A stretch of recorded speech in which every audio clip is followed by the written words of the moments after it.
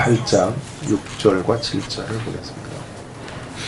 요한계시록 8장 6절 7절.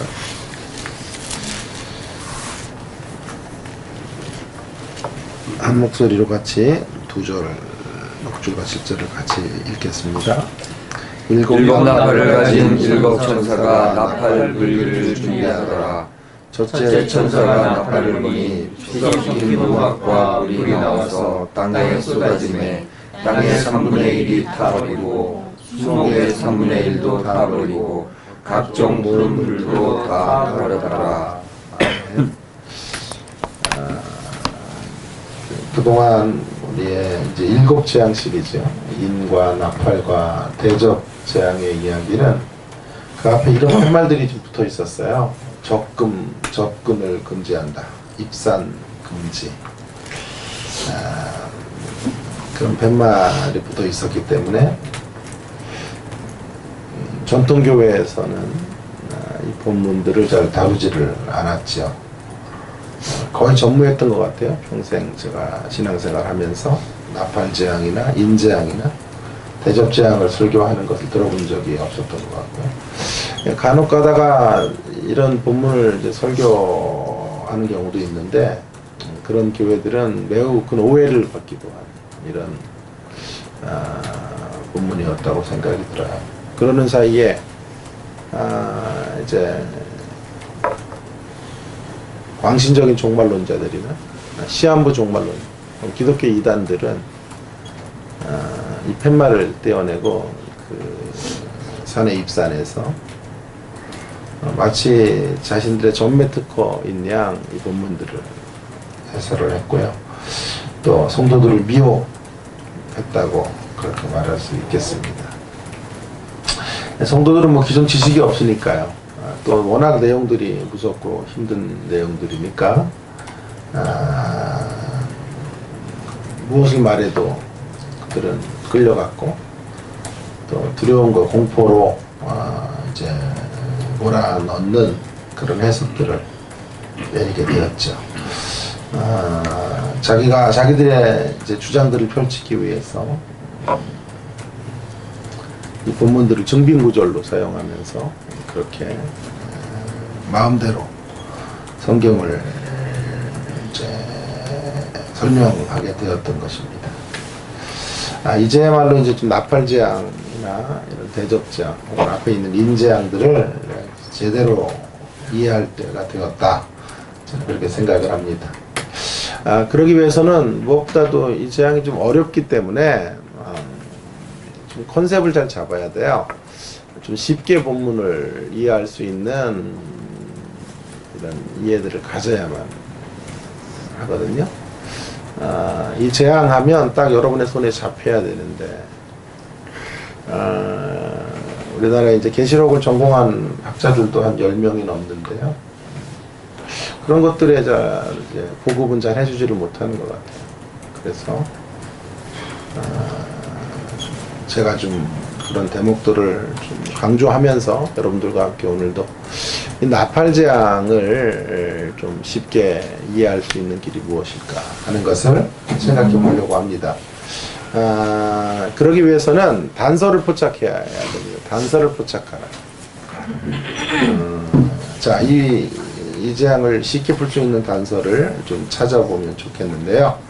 오늘 제가 읽은 내용은 7 나팔을 가진 7 천사가 나팔을 불기 시작을 하는데 첫 번째 나팔 재앙에 해당하겠어요. 저는 그 내용들을 디테일하게 살피려고 하는 게 아니고요. 오늘은 다음 시간에 이제 그 내용들을 이제 살펴보겠지만, 이 이제 재앙의 이야기가 무엇과 연결되고 있는가 하는 것을 좀 찾아보면서 그 대목을 여러분들과 함께 좀 나누어 보려고 하는 건데요.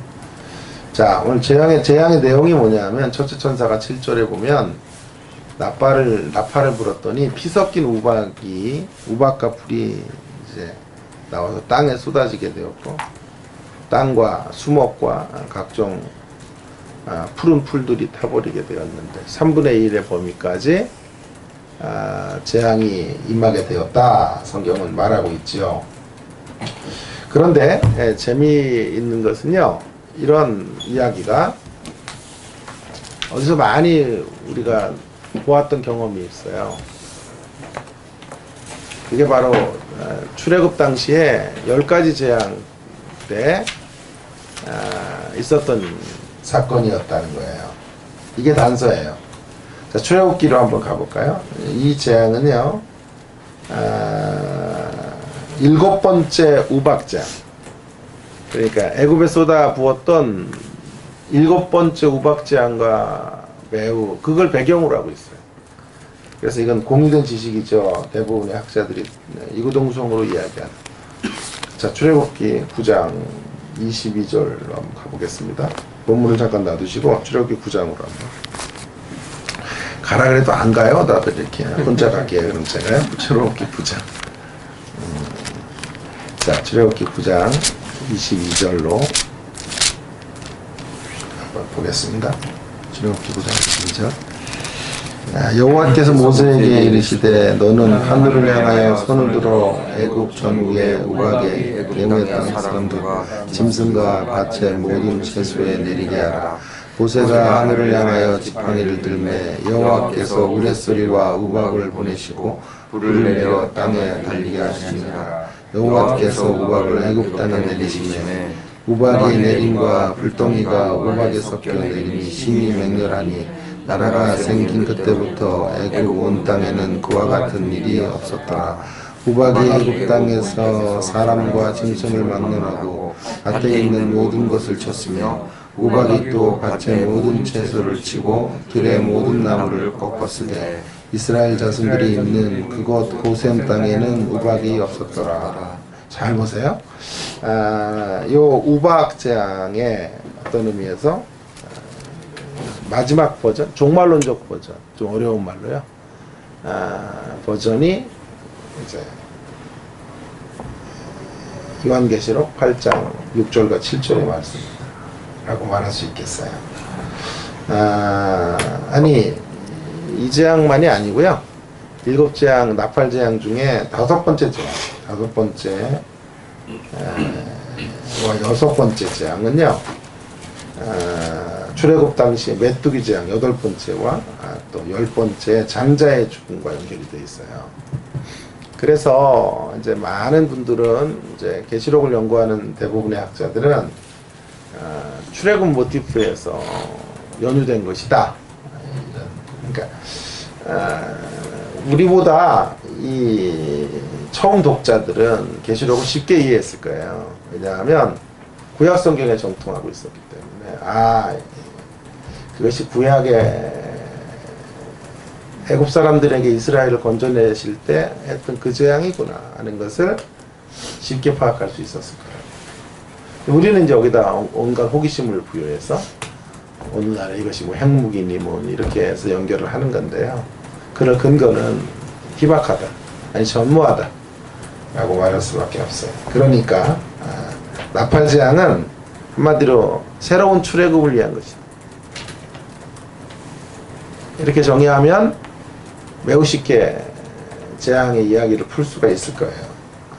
그걸 조금 어려운 신학적인 용어로 말하면 종말론적 출애굽을 위한 재앙. 오늘 좀 제가 좀 유식한 말을 썼죠. 출애굽 모티프로 바라본 나팔재앙. 종말론적인 출애굽 모티프를 통해서 바라본 나팔재앙. 그러면 평생 나팔재앙 때문에 흔들리지 않을 거예요. 자, 나팔재앙의 성격을 알면 인재앙의 성격도 동일하죠. 왜요? 왜요? 동일하죠. 동일할 수밖에 없는 게 7번째 인이 떼어지고 나팔재앙 첫 번째가 시작이 되는 거라 그랬죠. 그죠? 그러면 나팔재앙의 성격을 알면 대접재앙의 성격도 동일하죠. 왜요? 7번째 나팔재앙이 펼쳐지면 대접재앙이 시작이 됐으니까. 도표를 갖고 올 걸 그랬고. 자, 그렇게 세 국면의 재앙이거든요. 세 가지 재앙이라기보다는 세 가지 국면을 말하는 한 가지 재앙이거든요. 그래서 서로 깊은 연결고리를 가지고 나와 있으니까, 자, 그 중에 가운데에 있는 나팔재앙의 성격이 출애굽 모티프와 연결이 있다라고 하면 인재앙도 출애굽 모티프와 관련이 있는 것이고 대접재앙도 출애굽 모티프와 관련이 있는 것이죠. 그죠? 그렇게 본다면 이 전체 재앙은 진정한 출애굽을 위한 하나님의 조치였다라고 말할 수 있겠어요. 자, 그래서 계시록의 재앙의 이야기는 어렵지만 그것이 출애굽 당시에 애굽에게 쏟아부어진 재앙이라는 것을 알면 훨씬 이해하기가 편해요. 자, 그래서 구체적으로 두 가지 내용들을 좀 생각을 해보려고 그래요. 단서를 통해 이제 나팔 재앙, 아니 일곱 재앙 전체의 의미를 포착해야 된다라는 건데 두 가지 의미를 크게 나누어 보겠고요. 한 가지가 더 있는데 그건 다음 시간에 좀 다루겠어요. 자, 먼저 첫 번째 의미는 이거예요. 출애굽 열재앙의 대상과 목적을 확인하는 것으로 나팔 재앙의 대상과 목적을 분명히 붙잡아야 돼요. 자, 그럼 물어봅니다.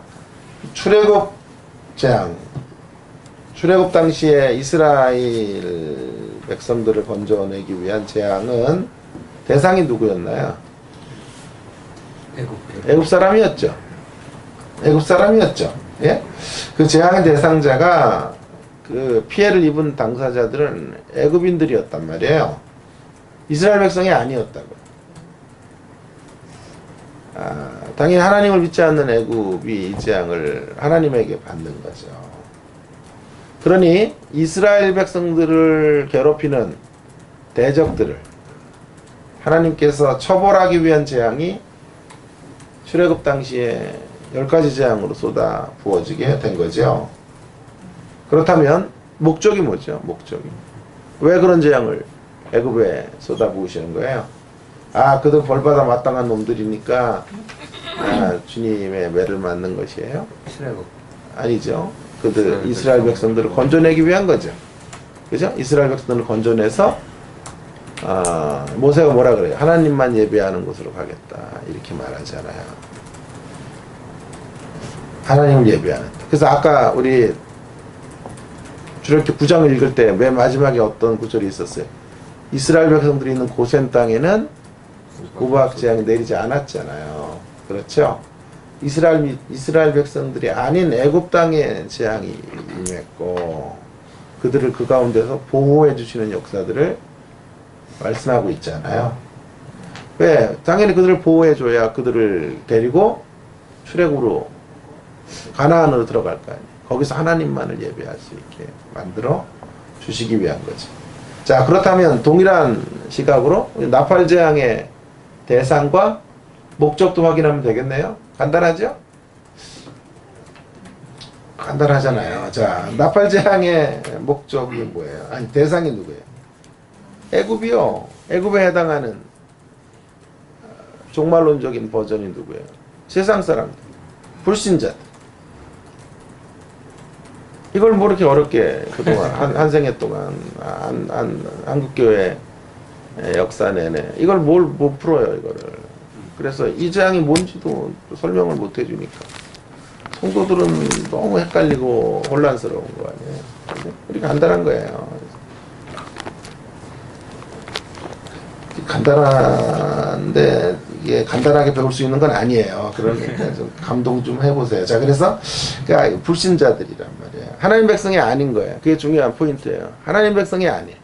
고센 땅에는 재앙이 임하지 않았듯이 하나님 백성을 향하는 것이 아니에요. 목적이 뭐라 그랬죠?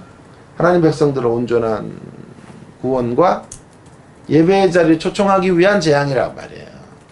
그 목적을 바라보고 하시는 재앙. 그래서 제가 계시록을 처음 강조할 때 뭐라 그랬죠? 계시록은 어떤 책이에요? 예배의 책이라 그랬죠. 예배의 책이라 그랬죠. 계시록 안에 곳곳에 찬양의 메아리가 가득하다 그랬지 않습니까?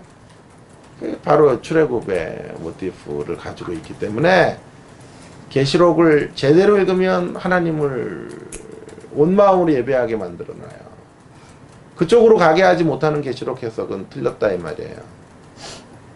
잘못된 의도가 있는 해석이다 라고 말하는 거예요. 이것이 요한계시록의 저술 의도가 되겠다 라는 말씀을 드렸습니다.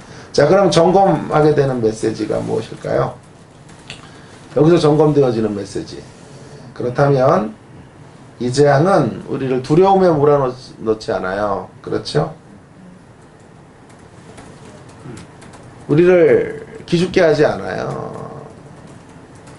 어제 KBS 1에서 방영된 교회 오빠라는 다큐를 잠깐 이제 보았는데 어떻게 그 집안 사람 둘 부부가 다 암이에요. 남자 교회 오빠로 만났는데 남자는 대장암 말기, 여자는 우리 제 조교했던 자매의 친구라 그러네요. 그래서 전에도 한번 봤던 다큐인데 또 한번 봤어요. 여자는 혈액암으로, 애는 1살 정도 애가 있고 투병하는. 남자는 이제 대장을 다 절제하고, 아유 너무 마음이 아파서 얼마나 울었는지 몰라요. 근데 이제 그 둘이 이제 항암 치료를 받으며 서로 위안이 되고 거기서 이제 하나님을 묵상하면서 이제 지내는 이야기를 담고 있어요. 근데 아내가 이제 자주 그 남편에게 하는 말이 이거예요. 수술을 들어가려고 그러고 막 이러면 쫄지 마. 그러면 그 얘기 하려고 그러는 게 쫄지 말라. 쫄지 마. 별거 아니니까 쫄지 마. 저도 여러분에게 좀 말씀드리고 싶은 게 그거예요. 나팔재앙에 대해서 쫄지 마세요. 결코 우리를 망하게 하려는 재앙이 아니에요. 결코 아니에요. 정반대예요. 나팔재앙은 뭘 말하려고 그러냐 하면요, 우리가 다른 운명의 사람들이라는 것을 알려주려는 거예요. 다른 운명을 살아가고 있는 생애들이다. 누구와요? 세상과 다른 운명의 사람. 그런 자리에서 그 교회 오빠에 해당하는 남편은 하나님을 계속 추구해. 하나님으로 인해 감동하고 있어. 그런 아픔의 시간들 속에 하나님 앞으로 갈 수 있는 기회를 주셔서 감격하고 있어. 다른 운명의 사람, 다른 운명의 길을 걷고 있기 때문에 만들 수 있는 감동이고 묵상이 아닐까 싶습니다. 세상은 소유를 행복의 기준으로 삼는 곳이에요. 무엇을 소유했느냐, 무엇을 성취하느냐로 행복이 달려있다고 말해요. 그러니까 그런 세상에서 당연히 소유가 적은 사람들, 덜 성취한 사람, 당연히 불행하겠죠. 세상의 기준이 그런 행복관을 말하고 있으니까 불행을 느껴요. 행복하지 않지요. 또 비교점에서 사니까요, 꽤 가졌는데도 남과 비교해서 낮은 자리에 있으면 역시 행복을 누리지 못해요. 그러면 정말 소유가 넉넉하면 행복할까요? 천만에요. 소유는 더 큰 갈증을 불러일으켜요. 잠시 안락함과 편안함을 줄지는 몰라도 소유를 통한 행복은 영구적이고 지속적인 감동과 감격을 주지는 못해요. 어떻게 알 수 있어요? 세상이 이토록 발전했죠. 문명의 이기 속에 살아가고 있지만 현대인들이 더 행복하다라고 말하기는 힘들어요.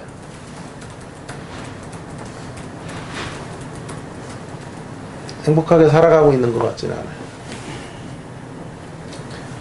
그래서 성경은 끊임없이 소유적인 어떤 기준으로 인한 행복을 추천하지도 않고, 행복은 거기에 있다고 말하는 경우는 없지요, 성경은.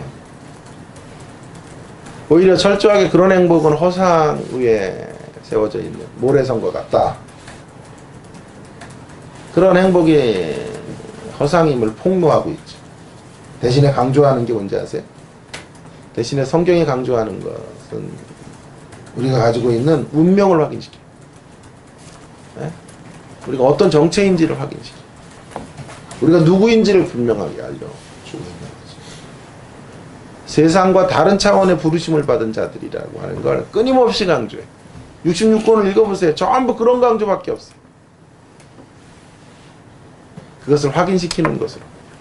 다른 운명을 살아가는 복의 사람인 것을 확인시키는 것으로 행복을 누리도록 하는 거예요.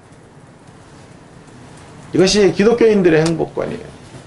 세상이 말하는 행복은 소유의 넉넉함을 기준으로 평가하는 행복지수라고 하면 성경은 그런 행복을 추천하지도 아는 바도 없어요.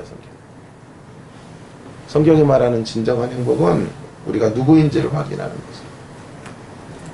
환경에 몰아치는 비바람 속에서도 우리가 어떤 운명의 사람인지를 다시 한번 붙잡는 것으로 행복해져야 된다 라고 말하고 있습니다. 이 사실을 너무나 잘 알았던 사람이 사도 바울이에요. 그래서 어제 그 다큐를 보고 사도 바울이 생각이 나서 또 많이 울었어요. 사도 바울이 이렇게 외쳐요. 에베소 1장으로 가봅니다. 에베소서 1장. 에베소서 1장 3절. 참 희한하게 썼어요 글을요. 에베소서 인사 2절 하고요. 무난 은혜와 평강이 있을지어다. 끝나자마자 이제 막 서론이 시작되려고 하는데 이렇게 시작해요. 찬송하리로다. 아니 글을 이렇게 쓰는 사람이 없잖아요.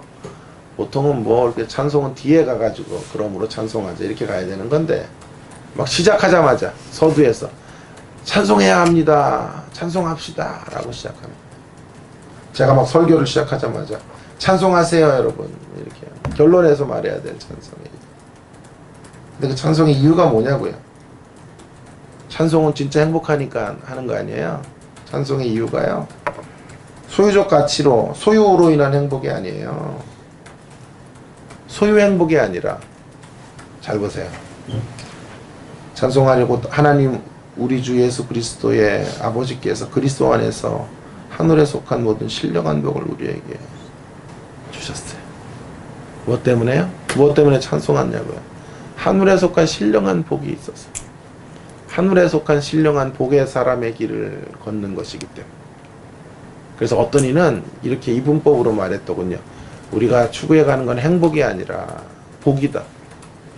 그럼 되게 헷갈리잖아요. 용어적인 혼란이 있습니다. 그러니까 제가 바로 잡을게요. 우리가 추구해가는 건 소유 행복이 아니라 소속 행복이에요. 제가 만든 단어예요. 소유 행복이 아니라 같은 소치인데 소속 행복이에요. 세상이 추구해가는 건 소유로 인한 행복이에요. 그러나 그건 진짜 행복한 길이 아닌 거예요. 가짜 행복이에요. 잠시 편한 거지. 그러나 그것으로 만족하고 찬송은 안 나와요. 그런 거. 편안한 의자에 앉아, 우리 집에도 그 있잖아요. 그 이지체험가 뭐 하여튼 그런 의자가 있어요. 뒤로 제껴가지고. 제 아내가 이사하면서 자기 소원이래요. 그게. 그래가지고 편하게 집에서 책 볼 수 있는 게 소원이라고. 그래가지고 우리 집에 가구 중에 제일 비싼 가구. 마침 세일을 해서 그걸 샀어요. 맨날 책 읽겠다고. 앉지도 않아. 불편해가지고요. 맨날 제끼고 이러는 게 편할 것 같죠? 아이고, 앉지도 않아요. 그런 의자에 앉아서 안락한 쾌적한 환경 속에 TV를 보고 하루를 즐기면 행복할 것 같아도요, 권태로워요. 그것이 우리가 갖고 있는 소유 행복의 한계이고, 소유 행복의 연약함이라고 할까, 뭐라 할까. 성경은 그런 행복을 추천하지 않아요.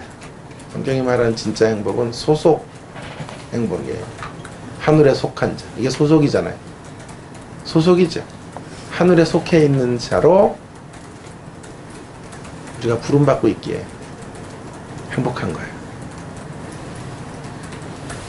사도 바울은 그런 행복을 아는 사람. 사랑하는 여러분, 나팔재앙이 쏟아지는 세상 속에 절대로 뚫지 마셔야 돼요. 우리의 환경이 마치 재앙과 같은 현실일 때도 있어요. 그죠?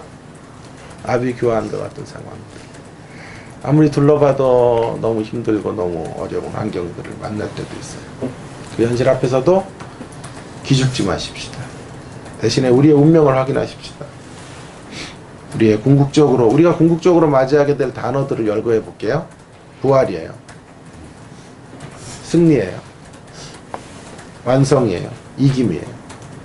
이런 단어들을 우리 앞에 하나님 허락해 두셨어요. 그것들을 확인하시고 이 힘든 신자의 걸음을 신앙의 걸음들을 걸어가시는 귀한 성도님들 되기를 주의 이름으로 부탁을 드립니다. 이제 엉뚱한 적용하는 사람들에게 미혹돼서는 안 돼요. 예? 본문 갖고 장난치는 사람들로부터 돌아서셔야 돼요. 오히려 그들을 따끔하게 질책해주고 바로 잡아주셔야 될 책임이 우리에게 있다. 두 번째 조금 더 이제 심도 깊은 이야기를 해야 되는데 출애굽 10가지 재앙이 이스라엘을 어떻게 구원해 냈나를 한번 잘 보세요.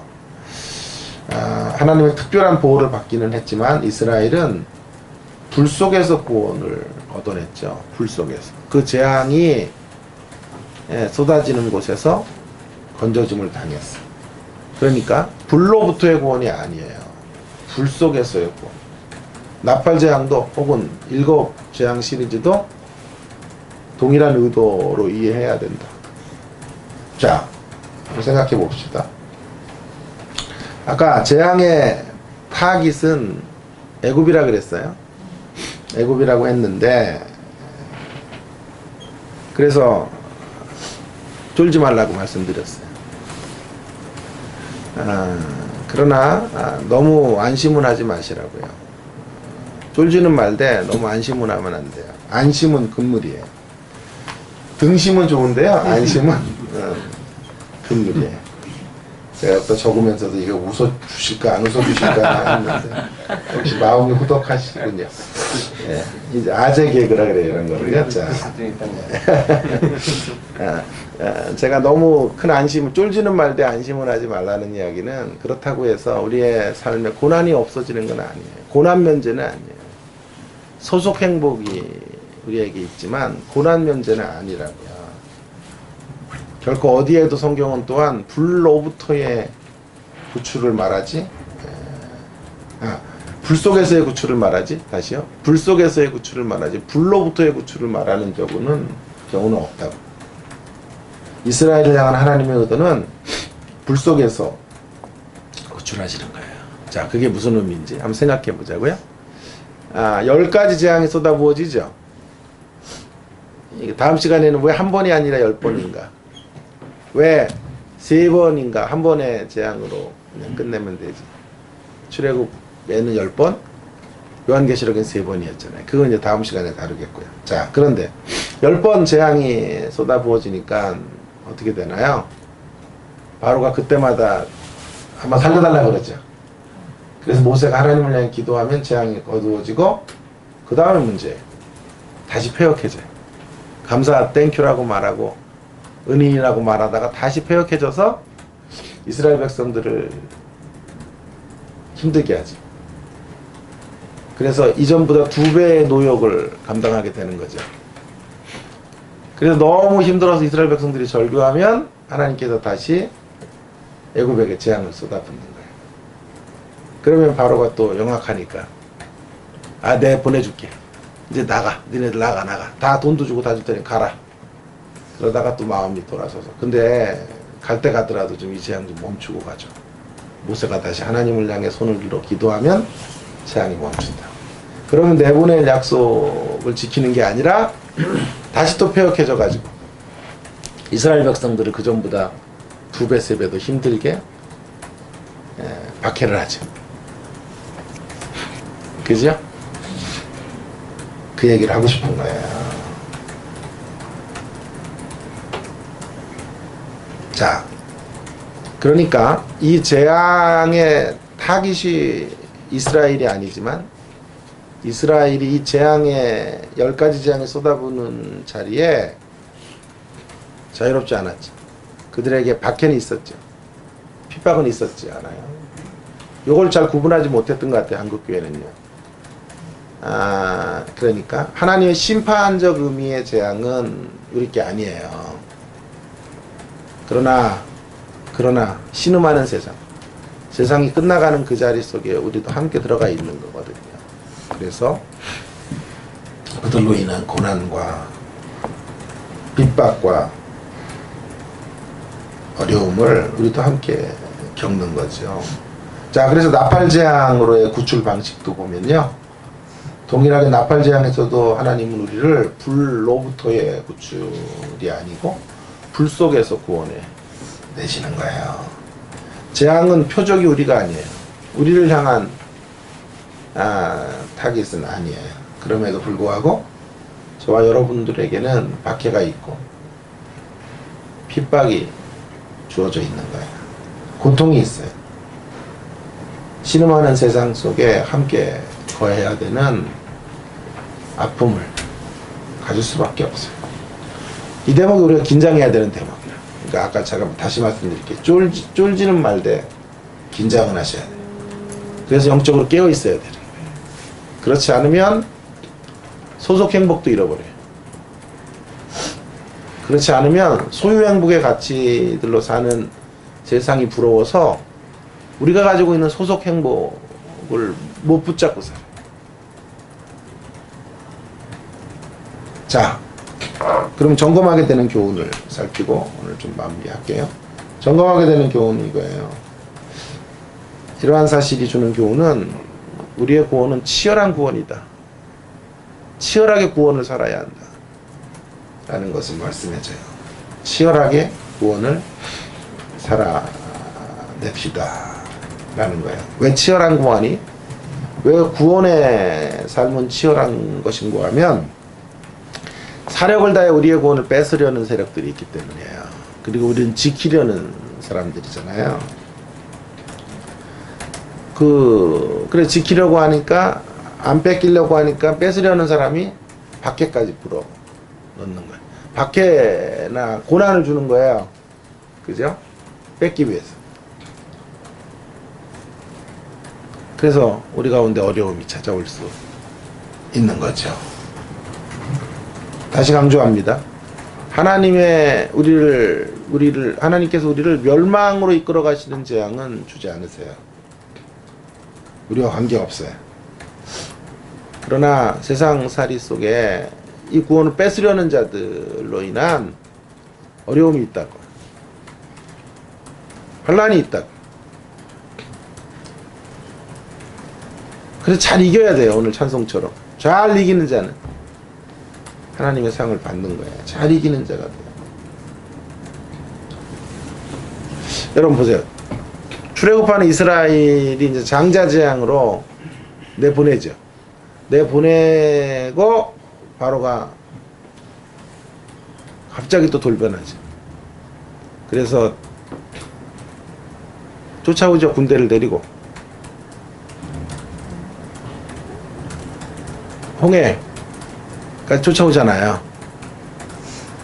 마지막까지 안 내보내려는 거잖아요. 마지막까지 가나안 땅을 못 들어가게 하려는 거잖아요. 이것이 오늘 우리에게도 펼쳐지는 거예요. 사단은 최후의 발악을 하며 우리가 가는 길을 가로막는단 말이에요. 빼앗으려고 한단 말이에요. 그래서 제가 지난번에 큰 환난에 대한 이야기를 할 때는 그만큼 우리가 가지고 있는 게 귀한 것을 붙잡고 감격해야 된다. 이런 말씀 역으로 제가 말씀을 드리기도 했잖아요. 우리를 미워한다고요. 악에서. 세상이 우리를 미워한다. 왜냐하면 우리가 세상 속에 있지만 세상 사람이 아니기 때문에, 자기 편이 아니기 때문에. 우리가 세상 사람이 아닌 표지가 박해인 거예요. 그게 핍박인 거예요.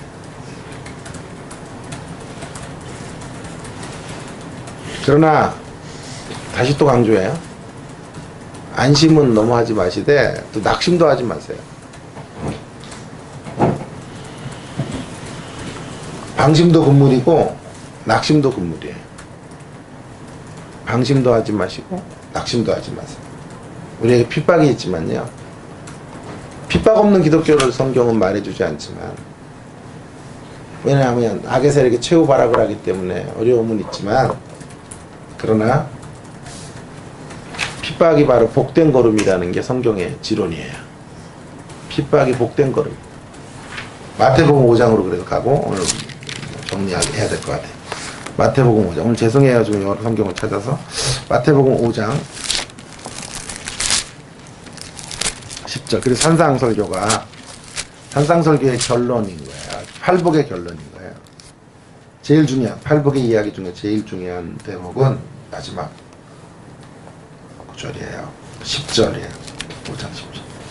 의를 위하여 박해를 받는 자는 복이 있나니 천국이 그들의 것임이라. 나로 말미암아 너희를 욕하고 박해하고 거짓으로 너희를 거슬러 모든 악한 말을 할 때에는 너희에게 복이 있나니 기뻐하고 즐거워하라. 하늘에서 너희의 상이 큼이라. 너희 전에 있던 선지자들도 이같이 박해하였느니라. 자, 성경은요 이런 박해 때문에 박해가 없는 것처럼 생각하면서 방심도 금물이지만 박해 때문에 주눅 들어서도 안 된다 라고 말하면서 박해를 복과 연관시켜요. 이게 진짜 복이라는 거지. 왜 복일까요? 박해 자체가 복은 아니죠. 박해가 주는 의미 때문에 그렇고 그가 박해 때문에 얻게 되는 결과로 인해서 복이 되는 거예요. 의미가 뭘까요? 박해의 의미. 박해의 의미는 의를 위한 핍박이라는 말에서 힌트가 있어요. 의를 위한 핍박. 그러니까 내가 박해를 받는다는 말은 의를 향해 걸어가고 있다는 말이에요. 진정한 의는 예수님이죠. 예수님의 길을 걸어가고 있기 때문에 사상적으로 세상과 다르기 때문에 당하는 박해, 어려움은 복이란 말이에요. 주님 편에 있는 것 때문에 당하는 어려움, 그건 복이에요. 그렇다면 모든 핍박이, 모든 박해가 다 복이 되는 건가요? 모든 어려움이 다 복인가요? 그렇진 않아요. 한정을 짓고 있잖아요. 그래서 의를 위한 핍박, 애매한 핍박 말고요. 지 성깔이 못 돼가지고 당하는 핍박 그런 거 말고, 예?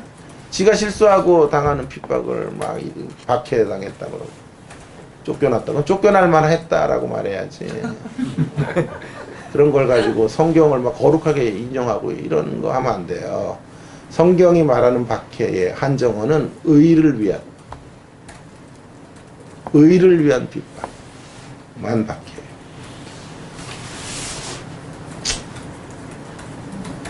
그러니까 어려움 중에 득이 되는 어려움이 있고 독이 되는 어려움도 있어요. 내가 실수해서 당하는 이런 어려움들 말고요. 내가 하나님을 향해 하나님 편으로 점점 가까이 가면서 당하게 되는 작고 큰 시련들, 가슴앓이들, 인내, 이 모든 것은 다 의를 위한 핍박이에요. 다시 강조해요. 그런 핍박은 원수도 주지만 왼수도 준다니까, 왼수도. 그래서 그 안에서 당해내고 받아들일 수 있는 그 자리가 복된 자리. 그렇기 때문에 낙심하지도 말아야 돼. 이게 복이 돼. 그렇다면 복이 되는 이유 결과, 두 가지 결과 때문에 복이 되는 거예요. 첫 번째로는요, 기쁨 때문에 그래요. 자, 그래서 12절에, 5장 12절에 기뻐하고 즐거워하라. 기뻐하라는 명령어는 기뻐할 수 있다라는 직설법에 근거하고 있어요. 할 수 있으니까 하라는 거 아니에요? 기쁨이 있다고. 핍박 속에서 기쁨이 있어요. 그러니까 기뻐하라고 하는 거예요. 특권이란 말이죠. 그분의 나라가 완성되어지는 사역 가운데, 그분의 의가 완성되어지는 자리에 내가 쓰이는 특권을 붙잡으면 기뻐할 수 있어요. 내가 나에게 이런 영광의 참여자가 되게 하는 은혜를 주셨구나. 그런 기쁨을 누리셔야 된다는 거예요. 그분의 나라가 완성되는 그 자리에 내가 함께 가게 될 자라는 데서 얻어지는 그 기쁨을 박해의 현장 속에서, 어려움의 자리 속에서도 우리는 누려야 된다는 거예요. 그런데 아직 그 기쁨이 잘 누려지진 않죠. 박해가 있을 때. 이유는 간단해요. 아직도 시야가 넓어지지 않았기 때문에 그래요. 시야가 좁으면요, 밖에만 보이니까 기쁨이 안 만들어지는 거예요. 그래서 진짜 기뻐하려면 시야가 넓혀져야 돼요. 큰 그림을 보셔야 돼요. 큰 그림을 보시기를 바래요. 우리는 천상을 향해 가고 있고, 비록 박해가 있고 어려움이 있고 애굽의 도전이 있고 수많은 고난이 있지만 우리는 천상을 향해 걸어가고 있고, 계시록으로 말하면 19장으로 하고 19장의 그리스도의 재림 때 우리가 혼인 예식에 참여한다. 어린 양의 혼인 잔치에 참여하는 인생의 길을 향해 들어가고 있어요. 그 자리에 우리는 잠시 인내의 때를 지금 지나가고 있는 거예요. 이 큰 그림을 보면요, 우리는 박해라는 장애물들이 우리 앞에 놓여져 있어도, 수많은 어려움들이 우리 앞에 있어도 기뻐할 수 있어요. 자, 두 번째 이제 결과는요, 큰 상이에요. 상급. 12절에 보면 너희의 상이 큼이라. 주님께서 보상해 주십니다. 아까 찬송가 다시요. 잘 이기는 자는 상 주시리. 여기서 나온 것 같아요. 잘 이기는 자는, 잘 핍박을 견디고 어려움을 견디면 상 주실 거예요. 물론 그 상을 바라보고 가는 건 아니에요. 주님 사랑하기 때문에 이 길을 걷는 건데요, 그 사랑으로 걸어가는 자리에 결과적으로 상급이 예비되는 것이죠. 자, 결론. 출애굽 모티프로 계시록을 살펴보니까요, 재앙 이야기가 그다지 무섭지가 않습니다. 그렇죠? 쫄 필요가 없습니다. 어려운 내용도 아닙니다. 조금 막 이렇게 묵시문학적 어떤 그림들을 통해서 이렇게 나타나곤 있지만, 그 내용의 본질은 그렇게 어려운 것이 아니에요. 한마디로 말하면 어떤 이야기를 하려는 거예요. 이 재앙 이야기는, 출애굽 모티프로 바라본 재앙 이야기의 중요한 메시지는 이겨는 싸움을 감당해라. 이겨는 싸움을 싸우라. 그 메시지잖아요. 이겨는 싸움. 이겼다는 거죠. 이기기 위한 싸움이 아니에요. 이겨는 싸움. 이겼죠. 우리는 다른 운명의 사람이죠. 우리를 영원한 예배자로 삼기 위한 그 걸음을 하나님께서 이루어내실 것이다 라고 하는 걸 말씀하고 싶은 거죠. 그죠? 그러나 너무 방심하지는 마시라고요. 그럼 이겨놨기 때문에 싸움 안 해도 되는 게 아니고, 이겨놨으니까 전쟁이 없고 전투가 없는 삶이 아니라는 거예요. 이겨놓았지만 여전히 싸워야 돼요. 분투해야 돼요. 우리가 가지고 있는 소속 행복을 붙잡고 살아야 돼요. 소유 행복. 그로 인하여 우리 자신들이 일희일비 하지 말고 소속 행복을 붙잡고 살아가려면, 어떤 때 행복이 우리를 비껴가는 것처럼 보일 때가 있다고요. 어떤 때 우리의 삶이 재앙처럼 느껴질 때가 있다. 그럴 때에도 소속 행복을 붙잡고 살아가려면 분투하셔야 돼요. 끊임없이 묵상해야 되고, 끊임없이 하나님의 성품을 기억해야 되고, 싸워내셔야 돼요. 그래서 저는 단어 하나를 만들었어요. 담대한 긴장을 갖고 살아요. 멋있잖아요? 담대한 긴장.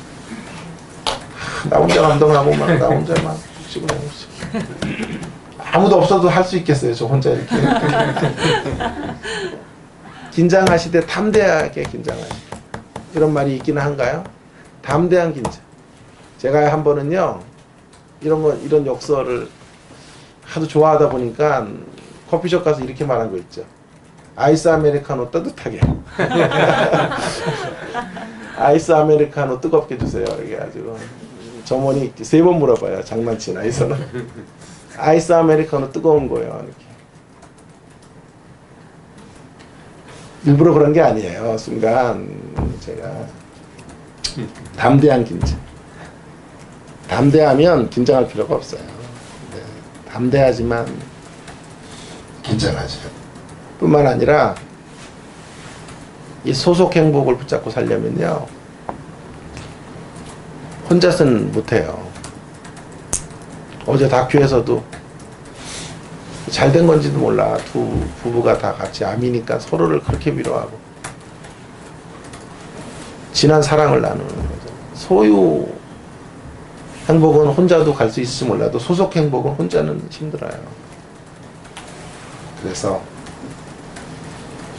함께 해야 가능한 거예요. 출애굽할 때 혼자 모세 혼자 출애굽시키고 이러질 않아요. 이스라엘 백성들 모두를 공동체로 묶어서 민족으로 묶어서 내보내지 않아요. 그렇죠? 종말론적 출애굽도 공동체가 있어야 돼요. 담대한 긴장을 함께 살아가는 그런 공동체.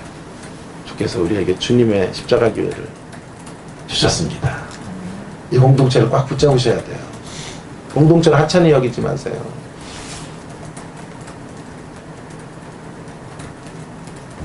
주님은 보이시지 않잖아요.